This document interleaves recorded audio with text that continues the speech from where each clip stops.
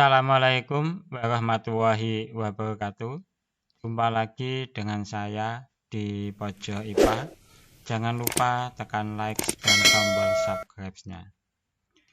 Pada pertemuan kali ini kita akan membahas materi tentang reproduksi generatif pada tumbuhan Angiospermae atau tumbuhan berbiji tertutup. Masih di materi pelajaran IPA kelas 9. Kemarin kita sudah mempelajari reproduksi vegetatif pada tumbuhan Angiospermae. Sekarang kita mempelajari reproduksi generatif tumbuhan Angiospermae. Untuk mempelajari reproduksi generatif pada tumbuhan Angiospermae, yang kita pelajari pertama adalah organ-organ reproduksi pada tumbuhan. Organ reproduksi pada tumbuhan ada pada bagian bunga. Sekarang kita pelajari bagian-bagian bunga. Bagian yang pertama, sebagai alat kelamin jantan pada bunga adalah benang sari. Benang sari terdiri dari kepala sari yang berfungsi untuk menyimpan serbuk sari, di mana serbuk sari ini berperan dalam proses penyerbukan. Bagian yang kedua ada tangkai sari. Tangkai sari ini berfungsi untuk membantu proses reproduksi. Ini adalah organ reproduksi jantan pada bunga. Sedangkan organ reproduksi betina pada bunga ini adalah putik.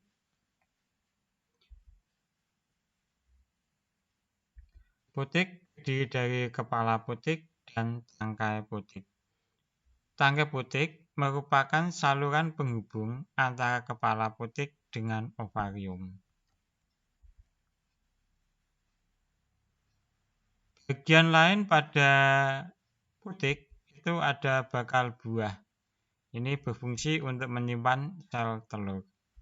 Di dalam bakal buah ada bakal biji yang berfungsi untuk melindungi sel telur dan tempat terjadinya fertilisasi.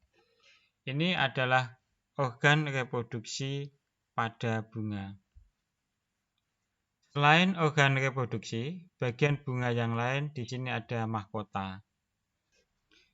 Mahkota merupakan bagian paling mudah dikenali karena ukurannya besar dan mencolok.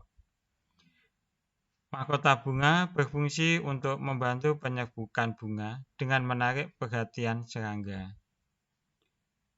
Mahkota bunga juga berfungsi untuk melindungi alat reproduksi bunga seperti putik dan benang sari.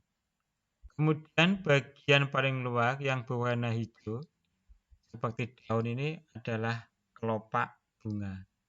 Kelopak bunga ini berfungsi untuk melindungi mahkota pada saat masih kuncup. Kelopak bunga ini merupakan modifikasi dari daun.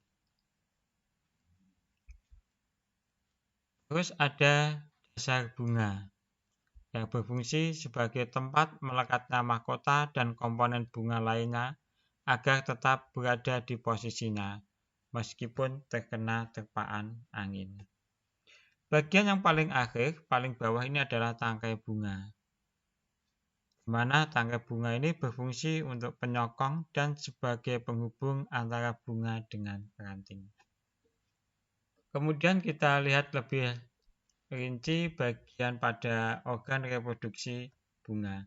Itu ada putik dan benang sari. Kita perbesar gambarnya. Ini adalah perbesaran dari kepala sari. Ini tangkai sari. Ini perbesaran dari putik. Kalau kita lihat di dalam bakal buah, di sini ada 8 sel, di mana yang 3 berada di atas, 3 lagi berada di bawah, dan yang 2 ada di tengah. Coba kita lihat paling bawah, yang di tengah ini adalah sel telur atau sel ovum. Kemudian di kanan kirinya ada sel sinergit, yang ini berfungsi untuk menghasilkan zat kimia yang dapat menarik sperma untuk menuju ke sel telur. Bagian tengah ini ada 2 inti sel, yaitu inti kandung lembaga sekunder. Yang atas ini adalah 3 pada sel antipoda. Kalau kita lihat pada kepala sari, ini banyak serbuk sari. Kita gambar hanya satu saja dulu, biar lebih mudah. Di dalam serbuk sari ada inti sel vegetatif dan inti sel generatif. Nah, suatu saat, entah bantuan angin atau bantuan hewan, maka serbuk sari ini bisa menempel di kepala putik, yang dikenal dengan penyerbukan atau polinasi.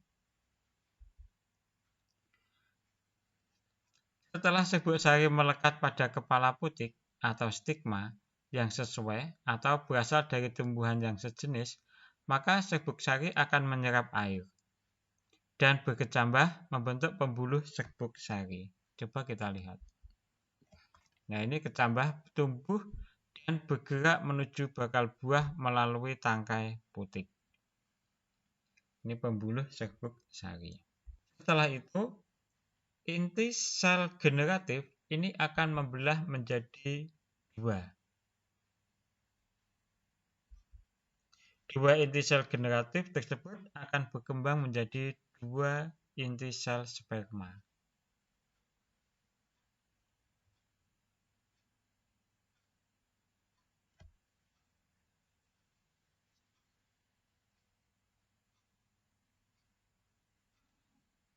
Nah, satu inti vegetatif di dalam serbuk sari berperan menjadi penuntun gerak tumbuh buluh serbuk sari ke bakal biji.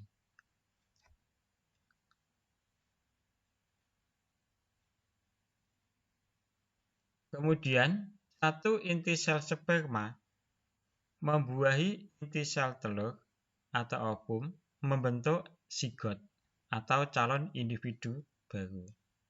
Dan satu sel sperma yang lain membuahi inti kandung lembaga sekunder membentuk endosperma atau cadangan makanan. Proses ini terjadi dua kali pembuahan, maka disebut dengan pembuahan ganda. Tahukah kamu, ketika serbuk sari yang tidak sesuai atau tidak berasal dari tumbuhan yang sejenis melekat pada kepala putik atau stigma, maka serbuk sari tidak akan berkecambah membentuk buluh serbuk sari, sehingga proses pembuahan atau fertilisasi tidak dapat terjadi. Bagaimana ini dapat terjadi? Nah, ternyata serbuk sari yang berasal dari tumbuhan lain tidak dapat melekat dengan kuat pada kepala putik. Ada dua penyebab. Di antaranya yang pertama, gaya tarik-menarik antara molekul yang berbeda atau gaya adhesinya pada serbuk sari dengan kepala putik pada tumbuhan yang berbeda jenis amat lemah. Gaya adhesi yang lemah menyebabkan serbuk sari mudah lepas dari kepala putik.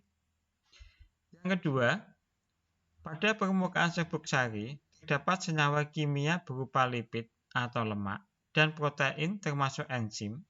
Senyawa kimia ini akan bereaksi dengan senyawa kimia pada kepala putik. Jika serbuk sari tidak cocok, maka reaksi kimia yang terjadi akan menghambat metabolisme dari serbuk sari, sehingga serbuk sari tidak dapat berkecambah. Nah, demikian penjelasan singkat tentang reproduksi generatif pada tumbuhan Angiospermae. Semoga bermanfaat. Terima kasih. Assalamualaikum warahmatullahi wabarakatuh.